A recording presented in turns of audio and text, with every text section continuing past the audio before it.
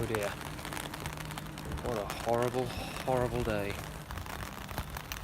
I mean, look at it. Gross.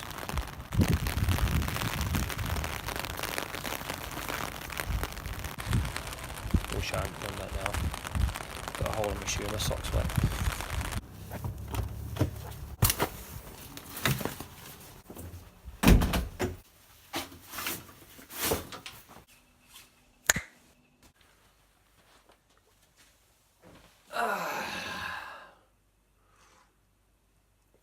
Cheers everyone. What have we done today? So today's plan originally was to do my RSA and start that. I got my white card through when I didn't get through. I've found out that I've completed the course today, so that's good. I've passed all that. The only thing I can't do at the minute is claim my white card because I'm waiting on something called a USI, which is a unique student identification number. And for some reason, the website which I'm using to apply for that is not accepting my passport at the minute. So I'm waiting to hear back from them. I've contacted them 3 times now, so I'm just chasing that up, waiting to hear back from them, and then I'll have completed that. And then once I get that USI, then I can start my RSA. So I've had to scrap doing my RSA today, and hopefully I'll get that number through sooner rather than later. So instead, what I've done is I've decided to do my bucket list for Australia. I've got these tabs to mark some pages in this book.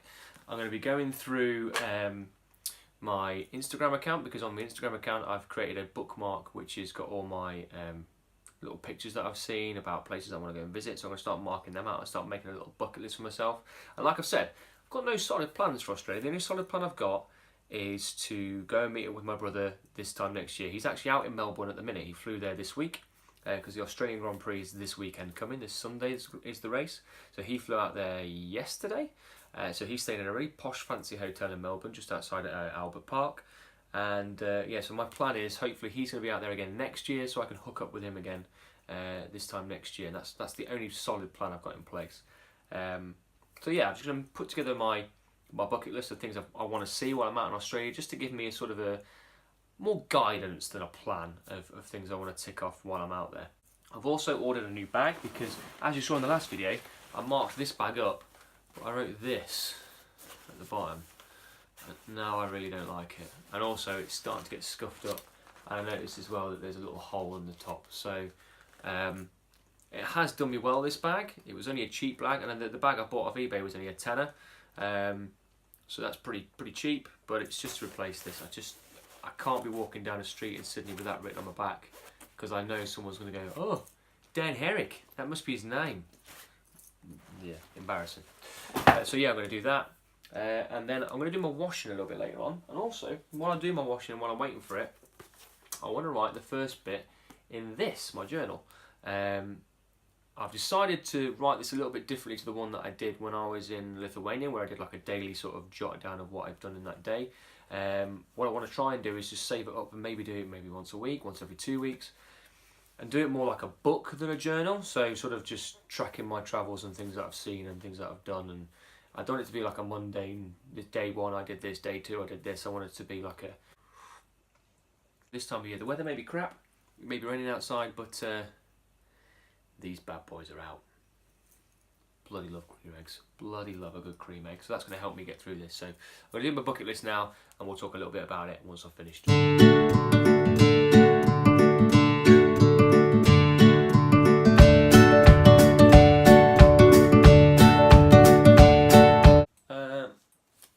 The smart amongst you would have noticed it's now dark.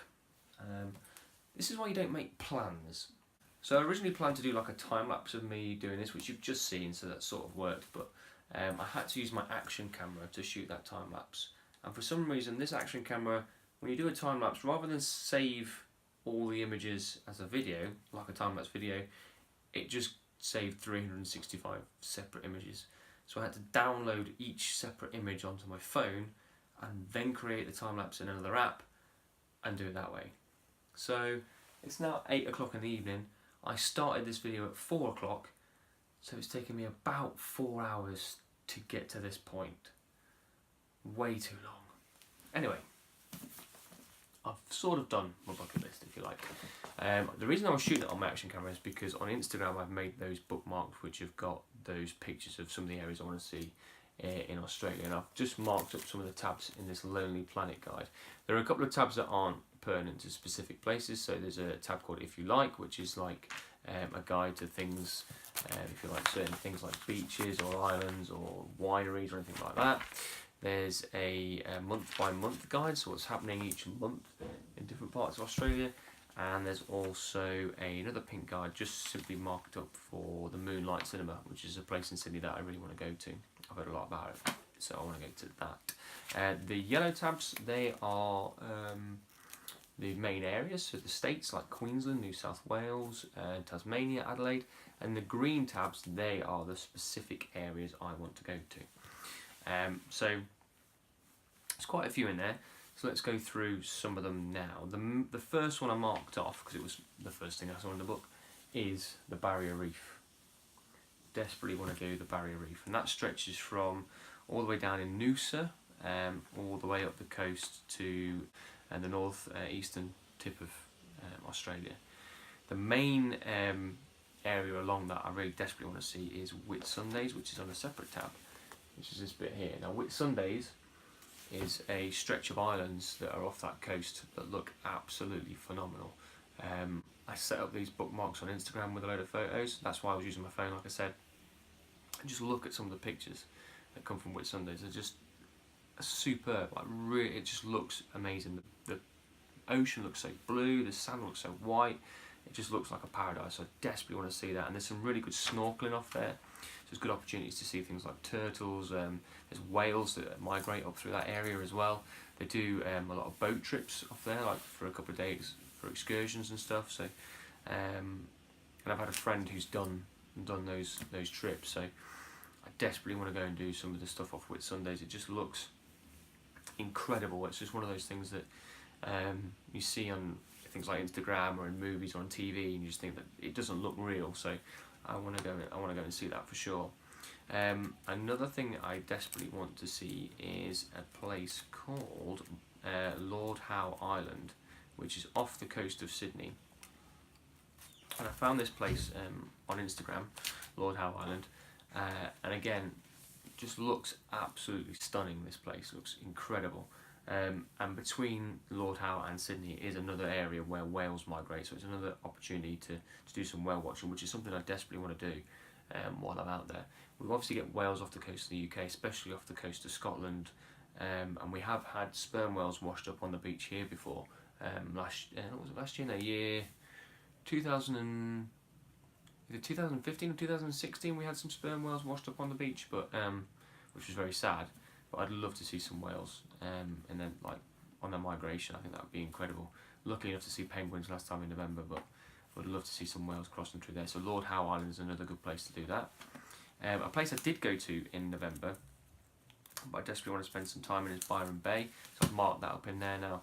Byron Bay was, I just fell in love with Byron Bay. We went to Byron Bay from Sydney, and I fell in love with Sydney the first time I went there, but Byron Bay was just, the whole atmosphere around there, it's so chilled, it's a surfer's paradise, the beaches again are beautiful, so I want to go back and spend a lot of time in Byron Bay, as much as I can anyway.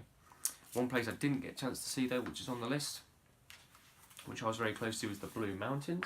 Again, looks absolutely incredible with some fantastic scenery through there, really tall mountains, a lot of forest areas, some large waterfalls and things in there as well, so it's another different, it's incredible the fact that you've got Sydney as a city, and then just outside, about an hour and a half outside the city, you've got this massive, what looks like a rainforest wilderness out there. So that's going to be an easy one to cross off the list because it is so close to Sydney. It's something I can do fairly early on. There are some ones that I have put on here that are on the west coast of Australia. Now I know that I've said in the past that the west coast isn't in my plans, but I have marked some things on there just in case I get time to do that, or I get the urge to really go across there and see some things. So I've marked a place called Ningaloo Reef. Ningaloo Reef is a paradise for turtles. You get loads of turtles along there, and you can go swim with the turtles. They come right up onto the beach, and there's hundreds and hundreds of these turtles on the beach there. So I think that would be pretty cool to go and see. And then there's this amazing beach in a place called Broome, which looks like a rainbow. It just looks absolutely incredible. It's all different colours. It's all to do with the salt content, I think, in the ocean, and that sort of makes the ocean go all these different colours. So that'd be something, again, incredible to see. So like Whitsundays, where you've got the really blue ocean. In Broome, you've got these multicoloured areas of sea. There's also a place called Lake McDonnell, which is a pink lake. So there's literally a road that goes down this lake, and on one side it's blue, and on the other side it's pink, and it just, mind-boggling. I love things like that. I love natural wonders, things that Mother Nature's put together that you can't really explain. That just are mind-boggling. So things like that I'd love to go and see. And then the other one on the west coast that I picked out was, I wasn't on the west coast, it was Uluru, obviously, which is Ayers Rock, which isn't on the west coast. It's slap bang in the middle of Australia in the outback. I definitely want to go and see Ayers Rock. I mean, it's one of the biggest natural wonders in the world, Ayers Rock. It looks absolutely incredible, and I think it's something that you have to, when you go to Australia, especially for that amount of time, it's something you have to go and see. It's something that if you went there and I didn't go and see it, I'd be very disappointed. And because it's sort of crosses over to the Aborigine side of Australia as well, which is something I haven't really looked at in the past, it's something I'd really like to learn more about. That's just a few things on the bucket list, and I'll probably add more to those things when I'm scrolling through Instagram, because I scroll through there every day and I follow a few accounts which the pictures they share just blow my mind, so I can't wait to see some of the stuff that I've already put down in that list there, and I hope to add more to it. And that's it for this one. Yeah, hopefully I can add some more things to the bucket list, and hopefully actually I can tick those things off. There's not a great deal in there, really, but they're all things that I've seen or heard about or read about that I desperately want to see while I'm out there. The thing I've got to remember is I'm there for a year, but it's not going to be the last time I ever go to Australia. I can always come back. So the last thing I want to do is just rush around and go, I've got to get here, I've got to get there. I want to take my time with it and really indulge in the culture and learn as much as I can about the country and just make the most of it. If I rush it and miss things out, then I'll regret it. So yes, I'm there for a year, so I can see a lot of things, but it's not going to be the last time I ever go to Australia. I think I will go back there again at some point. So if I don't cross it all off now, I can always cross it off later. But yeah, keep following me on Instagram, and I'll share some of those bucket list pictures every so often, just to sort of tease where I'm going to be going, and hopefully when I get there it does live up to the hype.